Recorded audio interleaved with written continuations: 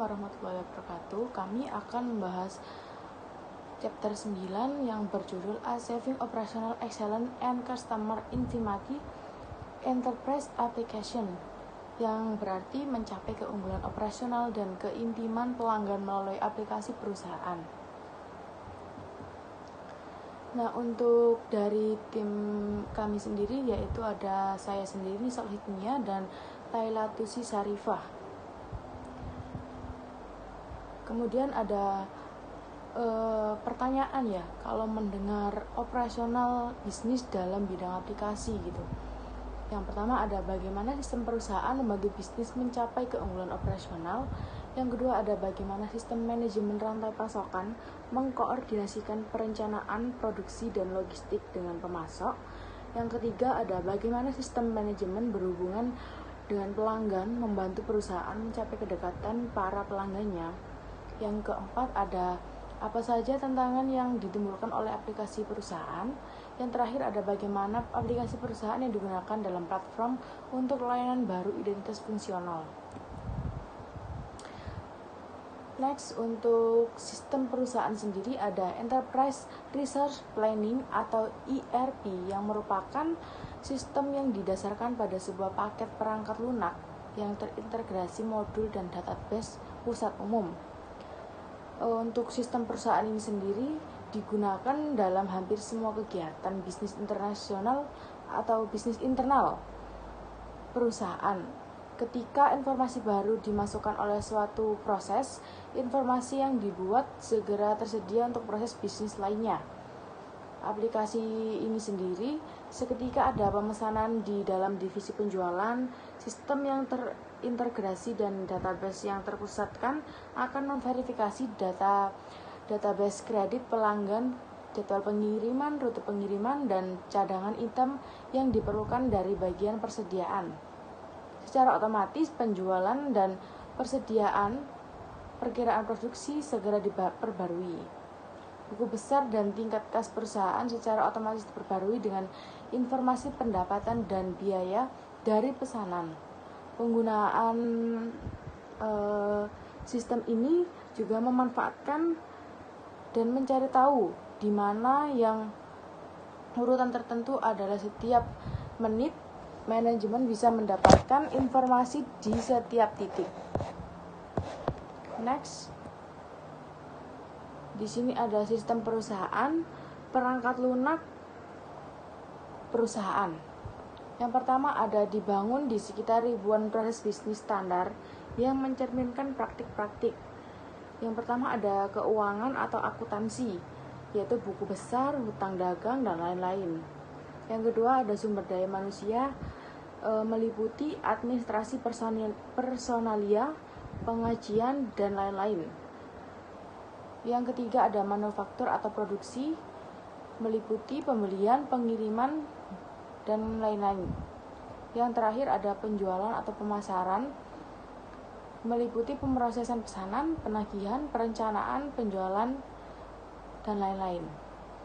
Yang kedua ada untuk menerapkan perusahaan, yaitu meliputi pilih fungsi sistem yang ingin mereka gunakan dan memetakan proses bisnis ke proses perangkat lunak.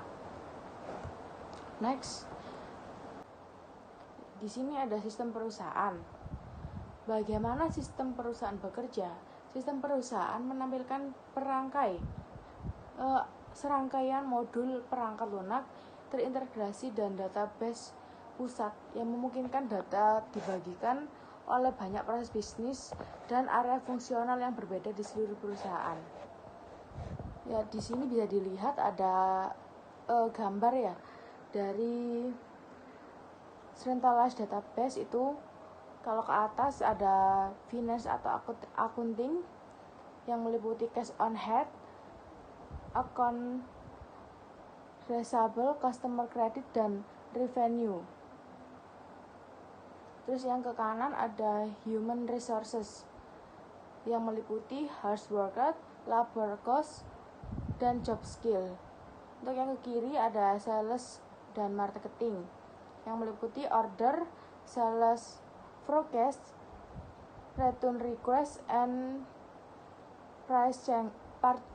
price change. Yang ke bawah ada manufacturing dan production, yang meliputi material, produksi, schedule, shipment data, produksi capacity, dan process.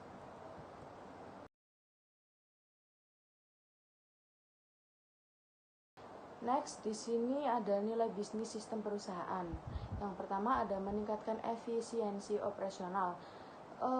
Efisiensi operasional sendiri terpusat pada untuk persaingan sesama perusahaan. Yang kedua ada menyediakan informasi yang luas untuk mendukung pengambilan keputusan. Pengambilan keputusan sendiri tergantung pada inti dari bisnisnya ya, sistem perusahaan sendiri itu. Terus yang ketiga ada aktif respon cepat terhadap permintaan pelanggan akan informasi atau produk. Jadi kayak jika perusahaan itu kayak dagang kayak marketplace gitu, jadi kayak penyediaan stok barang itu kita langsung setiap harinya itu ada update gitu. Terus ada di sini sertakan alat analisis untuk mengevaluasi kinerja organisasi secara kebutuhan. Selanjutnya akan dijelaskan teman saya, Lailatul Syarifah. Baik, terima kasih. Untuk yang selanjutnya yaitu sistem manajemen rantai pasokan. Rantai pasokan perusahaan adalah jaringan organisasi dan proses bisnis untuk pengadaan bahan baku, mengubah bahan-bahan tersebut menjadi sebuah produk, dan mendistribusikan produk jadi ke pelanggan. Bisa di next. Slide ini menjelaskan beberapa kegiatan yang terlibat dalam membangun sistem manajemen rantai pasokan. Membangun salah satu sistem ini mendorong para manajer untuk melihat secara mendalam dan juga mendetail tentang bagaimana bisnis mereka beroperasi. Perangkat lunak dibagi menjadi dua. Yang pertama, sistem perencanaan pasokan. Model rantai pasokan yang ada perencanaan permintaan, optimalkan sumber, rencana produksi, menetapkan tingkat persediaan, dan juga mengidentifikasi moda transportasi. Yang kedua, sistem eksekusi rantai pasokan. Sistem ini mengelola aliran produk melalui pusat distribusi dan juga gudang. Bisa di next. Sistem manajemen rantai pasokan ada 4. Yang pertama, model berbasis batch yang berisi jadwal berdasarkan tebakan permintaan terbaik. Yang kedua, model berbasis tarikan atau berbasis permintaan, berisi pesanan pelanggan memicu peristiwa dalam rantai pasokan. Yang ketiga, rantai pasokan berurutan berisi informasi dan juga material mengalir secara berurutan dari perusahaan satu ke perusahaan lainnya. Yang keempat, rantai pasokan bersamaan berisi informasi mengalir ke banyak arah secara bersamaan di antara anggota jaringan rantai pasokan. Bisa di next. Slide ini mengkaji penggunaan SCM untuk bisnis yang berisikan mencocokkan penawaran dengan permintaan, mengurangi tingkat persediaan, meningkatkan layanan pengiriman berupa mempercepat waktu produk ke pasar, menggunakan aset lebih efektif, mengurangi biaya rantai pasokan menyebabkan peningkatan profitabilitas, dan yang terakhir, peningkatan penjualan. Bisa di next. Sistem manajemen hubungan pelanggan. Grafik tersebut mengilustrasikan berbagai fungsi yang disertakan dalam modul penjualan, pemasaran, dan layanan dalam paket CRM. Seperti disebutkan dalam sebuah teks, perangkat lunak CRM digerakkan oleh proses bisnis, menggabungkan ratusan proses bisnis, dan dianggap mewakili praktek terbaik di masing-masing bidang ini. Untuk mencapai manfaat yang maksimal, perusahaan perlu merevisi dan memodelkan proses bisnis mereka agar sesuai dengan proses bisnis praktek terbaik dalam perangkat lunak CRM. Bisa di next.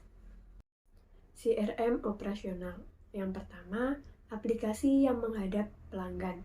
Misalnya, otomatisasi tenaga penjualan, pusat panggilan, dan dukungan layanan pelanggan, serta otomatisasi pemasaran.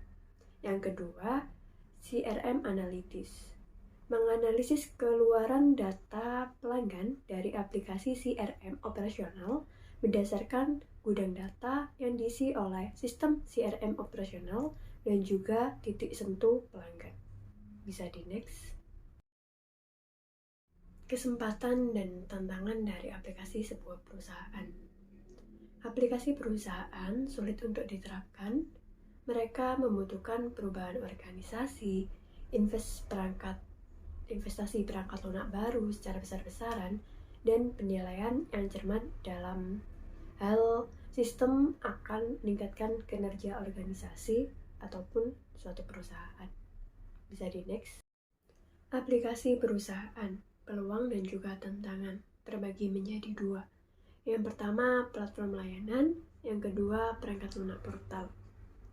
Platform layanan mengintegrasikan beberapa aplikasi untuk memberikan pengalaman yang lancar bagi semua pihak. Misalnya, pada proses order to cash. Sedangkan perangkat lunak portal digunakan untuk mengintegrasikan informasi dari aplikasi perusahaan dan sistem yang lama, serta menyajikan seolah-olah hal tersebut berasal dari suatu sumber. Bisa di next. Order to cash adalah proses gabungan yang mengintegrasikan data dari sistem perusahaan individu dan aplikasi keuangan warisan. Nah, dijelaskan pada sebuah grafik tersebut yang mengilustrasikan struktur platform layanan order to cash yang mengintegrasikan data dan proses dari sistem yang ada. Proses pesanan ke tunai melibatkan penerimaan pesanan dan melihatnya sepenuhnya melalui proses pembayaran. Proses ini dimulai dengan perolehan prospek, kampanye pemasaran, dan entry pesanan yang biasanya didukung oleh sistem CRM. Setelah pesanan diterima, pembuatan dijadwalkan dan juga ketersediaan suku cadang diversifikasi prosesnya yang biasanya didukung oleh perangkat lunak perusahaan.